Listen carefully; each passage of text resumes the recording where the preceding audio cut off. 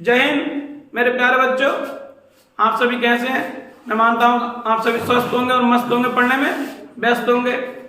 मैं Sachin sir एसकेसीटी point से आपको कुछ ना कुछ रोज इंपोर्टेंट देता रहा हूं और आज फिर एक लेकर आया हूं। लेकिन उससे पहले आपको बताना चाहता हूं, आपको एक पेपर हो गया, उसके लिए आपने मेहनत जो की होगी उसके हिसाब से आपको एग्जाम में लिखने को और आपको एक सुकून मिल गया होगा कि जितनी मेहनत की उतना लिखा है या नहीं लिखा है।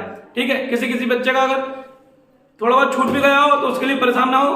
पहला वाले पेपर को हम सुधार नहीं सकते, लेकिन जो आगे बचा है उसको हम तैयार करें। ठीक है, तो हम उसी क्रम में अब जो हमारा सबसे इंपॉर्टेंट मतलब जो यूपी बोर्ड वालों के लिए चल रहा है वो मैथ्स का एग्जाम है। तो एक हम चैप्टर है हमारे पास एनसीईआरटी में 7वां चैप्टर निर्देशांक ज्यामिति, उसका एक बहुत ज्यादा इंपॉर्टेंट क्वेश्चन है। उसमें दे रखा होता है, जैसे ये क्वेश्चन है, बिंदु ए दे रखे हैं और बिंदु बी दे रखा है, इसको बी मान लो। ठीक है, को जोड़ने वाले रेखाखंड को समत्रिभाजित करने वाले बिंदुओं के निर्देशांक ज्ञात कीजिए। मतलब ए और बी कोई दो पॉइंट है, ये बी हो गया और ये ए हो गया, इन दोनों को जोड़ना है और जोड़ने वाले रेखाखंड को तीन भागों में बांटना है। समत्रिभाजित का मतलब होता है मतलब इस लाइन को तीन बराबर भागों में बराबर बांटना है। ठीक है, तो एक ये हो गया और एक ये हो गया। मैं मानता हूं ये और ये आपको बराबर दिखाई दे रहे होंगे। तो ये बराबर जब है तो हमें ये बताना है कि उनके उन बिंदुओं को जो इसको बराबर काट रहे हैं, तो एक बिंदु इसको मान लेते हैं हम P और इसको मान लेते हैं हम Q। इनके हमें निर्देशांक ज्ञात करने हैं। तो जब हम निर्देशांक ज्ञात करेंगे तो हमें इसका एक फॉर्मूला होता है जो तुम करते हो, सेक्टर फॉर्मूला मतलब विभाजन सूत्र। तो विभाजन सूत्र के लिए हमें एक तो बिंदु पता होना चाहिए। तो बिंदु तो हमें पता है, ए हो गया, ये बी हो गया, हमें इसके निकालने हैं। तो ये इसका मिड पॉइंट चलाएगा। तो एक तरीके से जब वो विभाजित करते हैं तो यहाँ पे विभाजित कर रहा है इस टाइम, तो इसका ये अनुपात और हमें मतलब यहाँ से यहाँ तक का अनुपात ये वाला हो गया और यहाँ तक ये वाला पता करना होता है कि इस अनुपात कितना ले सकते हैं। तो हम जब अनुपात लेते हैं तो जब ये पूरा हम तीन भाग मान रहे हैं तो इसको हम 3 सेंटीमीटर का मान लेते हैं या 3 मीटर का, जो भी हम 3 मान लेते हैं। तो जब हम 3 मानेंगे तो ये 1 बचेगा यहाँ तक। ठीक, और जब ये 1 बचेगा तो ये वाला कितना बचेगा, 2 बचेगा। सीधी सी बात है, जब हम इसको पूरा 3 माना तो ये वाला भाग हो गया 1 और ये वाला भाग हो गया हमारा 2। अब हमें जब क्यू के लिए निकालेंगे तो हमारा ये हो जाएगा 2 और ये हो जाएगा 1। बच्चे अक्सर कंफ्यूज जाते हैं, ट्राइसेक्ट का अलग होता है। एक क्वेश्चन ऐसी है, ये मैंने एग्जांपल करा रहा हूं, एग्जांपल नंबर 8 है ये हमारे निर्देशांक ज्यामिति चैप्टर मतलब 7 में। लेकिन एक क्वेश्चन है जो एक्सरसाइज में दे रखा है 7.2 एक्सरसाइज करके दे रखा है, उसमें सम चतुर्भाजित होगा मतलब 4 भागों में काटना होगा। तो उसमें भी ऐसे डिवाइड कर लेंगे तो 4 मान लेंगे उसको। तो यहाँ वाला पॉइंट 1:3 हो जाएगा, फिर यहाँ वाला जो दूसरा पॉइंट आएगा 2:2 हो जाएगा, 3:1 हो जाएगा। वो क्वेश्चन भी बिल्कुल ऐसे ही है। इसको करने के बाद उसको भी आराम से कर लें क्योंकि क्वेश्चन आने के बहुत ज्यादा मतलब पॉसिबिलिटी है। ठीक है, तो अब ये बात समझ गए। जब हम पी के पॉइंट निकालेंगे तो 1 सेंट मतलब ये आएगा 1। ठीक है, और ये जब ये वाला हो गया 1 और ये वाला हो गया यहाँ से लेकर यहाँ तक का 2। जब हम क्यू के निकालेंगे तो ये वाला यहाँ तक 2 और यहाँ तक 1। तो हम लिख देंगे बिंदु P के लिए M1:M2 कितना हो गया 1:2। ठीक, फिर बिंदु P रहेगा, P के यहाँ बिंदु Q के लिए M1:M2 बराबर हो गया 2:1। बाकी हमारे पास क्या है, सिरे वाले बिंदु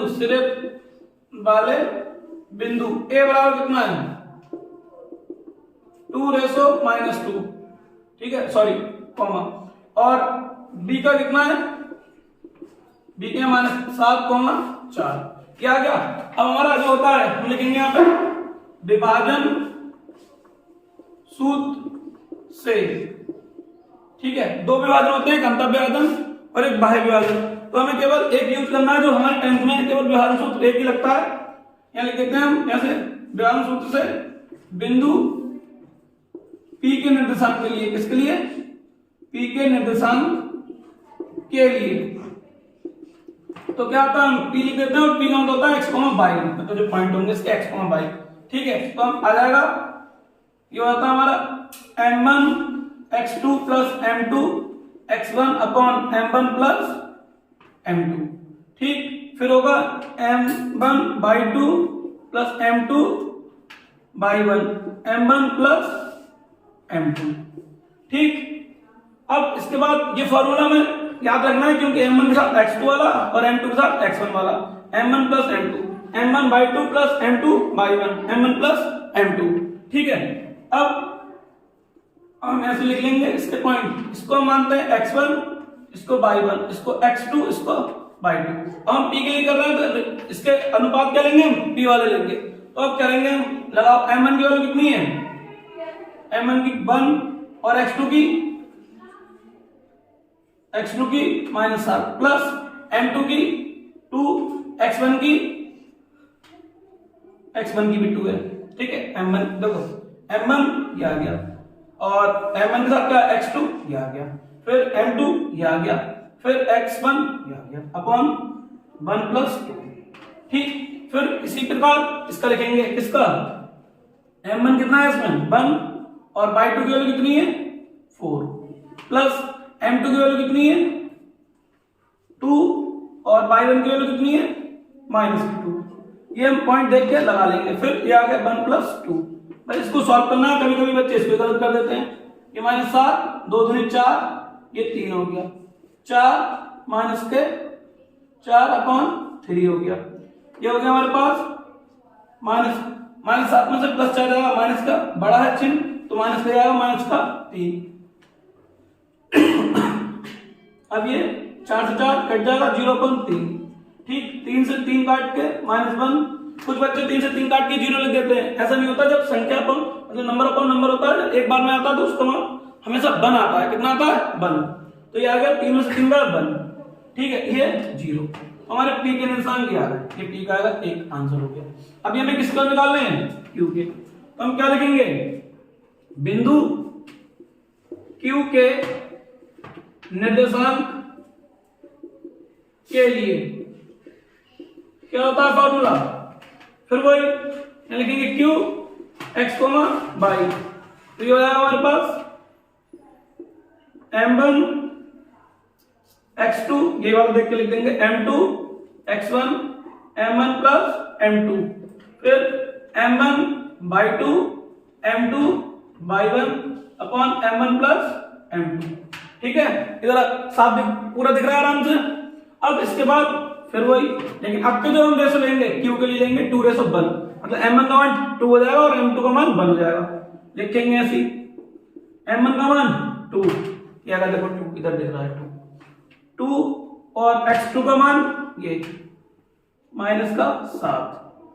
ठीक, फिर प्लस m2 का मान अब 1 और x1 का मान 2। ठीक, ऐसे इसको भी लिख सकते हैं, बड़ा ही कोई दिक्कत नहीं। अब ये अपॉन m1 की वैल्यू 2 प्लस 1, फिर ऐसे इसमें लगाओ m1 2 और y1 -2 प्लस m2 1 और y1 गलत हो गया, y2 की वैल्यू ये नीचे, m1 की वैल्यू 2 और y2 की वैल्यू 4 प्लस 1 और -2 अपॉन 2 प्लस 1। यहाँ क्या था 1 प्लस 2, यहाँ क्या है 2 प्लस 1। देखो आपको केवल माइंड को शांत करके ध्यान से लगाना है। m1 की वैल्यू 2 है और x2 की वैल्यू -7 है, प्लस कभी कभी ये आगे पीछे जाते हैं, प्लस m1 की वैल्यू 1 है और x1 की वैल्यू m2 की वैल्यू 1 है और x1 की वैल्यू 2 है। सही, आगे पीछे गड़बड़ नहीं करनी है, बहुत ध्यान से लगाना है। उसके बाद 2 प्लस 1 मतलब m1 और m2, इसी प्रकार इसमें लगा देंगे।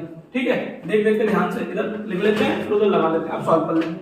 q बराबर x, y के 7 दूनी 14, 2 3 और 2 चौक 8 माइनस के 2 और 3। तो ये आ गया q बराबर -14 में से 2 गए माइनस का 12/3 और 8 में से 2 गए 6/3। देखो ये माइनस का 14 बड़ा था, प्लस का 2 छोटा था तो माइनस का साइन आया। ये 8 प्लस का बड़ा है, माइनस का 2 छोटा है तो प्लस का साइन आया। काट दो, 3 चौक 12, 3 दूनी 6। तो क्या आ गया q बराबर माइनस के 4/2। ठीक है, ये हमारे आंसर आ गए। मतलब जो 3 भागों में बांट रहे हैं, इसका ये वाला रेशो, ये वाला पॉइंट, ये वाला आ गया p और ये वाला पॉइंट p, सब क्या हो गए बराबर बराबर भाग। ठीक है, तो ये क्वेश्चन बहुत अच्छे से समझिए, एक बार मैं फिर और रिपीट करा देता हूं। सबसे पहले था जोड़, मतलब ए और बी है, ए और बी लिख लीजिए। ये जोड़ने वाले रेखाखंड को समत्रिभाजित करना, 3 भागों में बांट दिया, इसको इसको इसको, फिर इनके रेशो करते हैं। जब ये वाला पॉइंट होगा तो ये उधर वाला 2 भाग, ये इसके 2 भाग बचेंगे, इधर वाला 1, तो 1:2 हो गया। जब क्यू पर आएंगे तो ये 2 हो गया और ये 1 हो गया। तो उसके बाद हम लिख लेते हैं बिंदु पी के लिए अनुपात 1:2, बिंदु क्यू के लिए अनुपात 2:1, फिर ए और पी के पॉइंट लिख लिए क्योंकि x1 और y1 में डिवाइड करने के लिए। फिर हमें ये पता होना चाहिए विभाजन सूत्र होता क्या है। बिंदु पी के निशान के लिए निकालना है तो हम क्या करेंगे, पी पे लिखा, फॉर्मूला याद रखना है तुम्हें, m1 x2, मतलब m1 के साथ x2 है, m2 के साथ x1 है, और नीचे m1 + m2 है, यही बिल्कुल सेम इसके लिए पाई हुई। फिर ये पॉइंट हम यहाँ से देख देख कर आराम से तसल्ली से दिमाग को शांत करके लगाएंगे यहाँ पे। ये लगा के सॉल्व करने के बाद पी के पॉइंट आएंगे। सेम ऐसे ही हमें क्यू के लिए लगाना है। सूत्र याद रखना है बहुत ज्यादा। सूत्र तो ये समझो, सुबह डेली उठ के आपको सूत्र रिवाइज करने हैं। सुबह उठो, सबसे पहले सूत्र रिवाइज करो सारे, फिर ये करना है। फॉर्मूले याद होंगे तो अच्छे खासे सब क्वेश्चन खुद हो जाएंगे। ठीक है, तो अभी वीडियो में बने रहिए। एक क्वेश्चन और है इसी चैप्टर का, जो बच्चे उसमें छोटी छोटी गलतियां करते हैं तो हम वो वाला अभी कराने वाले हैं। हम जब तक इसका स्क्रीनशॉट लीजिए। यदि बिंदु a, 0 और 0, b तथा x, y संरेख हो तो सिद्ध कीजिए x/a y/b बराबर 1। ये हमने सर्किल इसलिए कर रखा है कि इसमें कभी कभी कुछ और पॉइंट भी देते हैं यहाँ पे, ठीक है, यहाँ कुछ और देते हैं तो उससे घबराना नहीं है। ये क्वेश्चन जो निर्देशांक ज्यामिति में एक क्वेश्चन करा वो भी इंपोर्टेंट है, ये क्वेश्चन मिल जाता है। ये हमारा जो त्रिभुज का क्षेत्रफल वाला जो कॉन्सेप्ट है उसके ऊपर है। उसमें संरेख जो लाइन देते हैं, ये संरेख, इसकी वजह से बच्चे कंफ्यूज आते हैं। और इसमें 1/2 आता है त्रिभुज के क्षेत्रफल में, उस 1/2 को उधर ले आना, 0 के बाद लाना भूल जाते हैं और वो आंसर क्या करते हैं, जो भी आता है उससे 2 से कट करना शुरू कर देते हैं अपनी इधर वाली डिजिट को। तो उसे कट नहीं करना है, उसको क्लियर करने के लिए हम इस क्वेश्चन को लेकर आए। अच्छे से समझिए और बताइए कमेंट में कैसा लगा। तो हम शुरू करते हैं। तो पहले तो लिख लेते हैं a बराबर कितना आएगा, a, 0, b बराबर कितना आएगा, 0, b, और c बराबर कितना आएगा, x, y। ठीक, तो अब हमें इसको क्या कर लेते हैं, x1, y1, ठीक, x2, y2, x3, y3।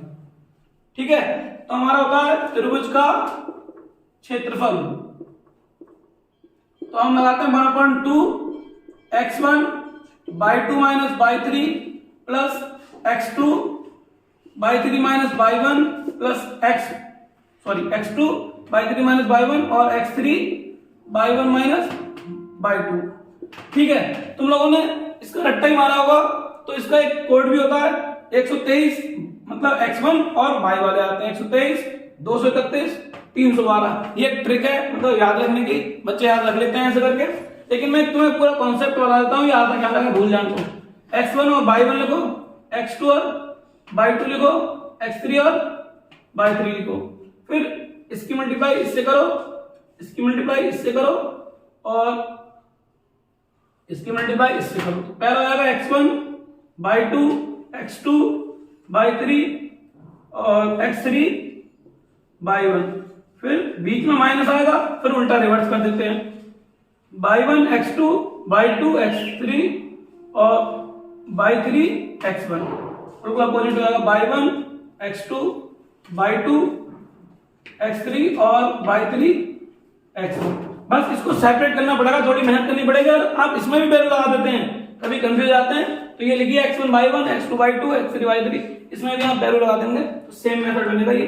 बस इसमें सेपरेट करके दे देते हैं और इसको हम ऐसे याद रखते हैं। तो एक ये चीज भी आप सीख लेना, काम की है, जरूरत पड़ जाती है, कभी कभी भूल जाते हैं। तो अब देखिए इसको करते क्या है, लिखते हैं जो संरेख है। जब बिंदु संरेख है, संरेख का मतलब होता है एक ही लाइन पे, तीनों बिंदु एक ही लाइन पे है। ठीक है, संरेख, जब बिंदु संरेख एक ही रेखा में है, संरेख हो तब त्रिभुज का क्षेत्रफल 0 होता है। 1/2 x1 का मान कितना है हमारे पास, a, y2 का मान कितना है हमारे पास, b, और y3 का मान कितना है, y। ओके, इतना समझ में आया। फिर x2 का वैल्यू कितनी है, 0, y3 की वैल्यू कितनी है, y, और y1 की वैल्यू कितनी है, 0, प्लस x3 की वैल्यू कितनी है, x, और y1 की वैल्यू कितनी है, 0, और y2 की वैल्यू कितनी है, -b। जो ये 1/2 है, देखो जब इधर कोई चीज मल्टीप्लाई में होती है, इधर अगर मल्टीप्लाई में है तो जो इधर साथ में मतलब इधर या तो डिवाइड में है या मल्टीप्लाई में इधर जाती है तो 0 साथ होके पूरा 0 आता है, अपॉन में है मतलब सही है। या फिर हम कह सकते हैं 1/2 पूरा इसके मल्टीप्लाई में, 1/2 को इसके नीचे ले जाएंगे तो किसी भी 0 के नीचे कोई संख्या लेके आते हैं 1/2 पूरा तो क्या होता है 0 आता है। या फिर हम ऐसे मान सकते हैं 2 की मल्टीप्लाई 0 से होगी तो कितना आएगा 0, 1 की मल्टीप्लाई इससे होगी सीधा ही आ जाएगा तो कितना आएगा ab माइनस ए वाई, 0 की मल्टीप्लाई इससे होगी पूरा 0 हो गया, उधर माइनस के bx। ठीक, अब ये वाला और ये वाला दोनों माइनस के उठा के इधर साइड ले आओ तो कितना आएगा, यार हमारे पास bx प्लस ay बराबर ab।